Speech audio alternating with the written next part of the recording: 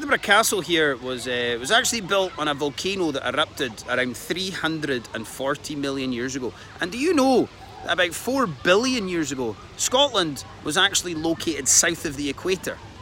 Until about 600 million years ago, when we drifted north of the equator and we attached ourselves to America. And then around 60 million years ago, we broke away from North America. We drifted across the ocean and bumped into England. Just our fucking luck, eh? 540 million years to get away from the Americans. And the first bloody thing we do is bump into England. It's no wonder the people here are so bloody pessimistic. Now anyway, some of the earliest examples of human civilization can be found right here in Scotland, in particular on our island communities. So for example, on the Isle of Lewis, we have the Clanais Standing stones, which predate Stonehenge by over 1,000 years. Yeah, take that, Stonehenge!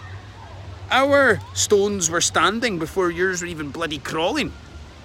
And in Orkney you can visit Skara Brae, which is one of the finest and most well-preserved examples of a Neolithic Stone Age civilization in all of Northern Europe. People would have lived at Skara Brae around 3100 BC, 500 years before the Great Pyramids of Egypt.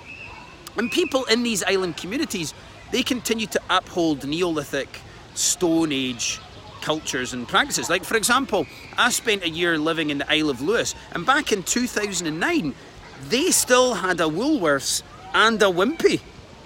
Pretty fucking old school.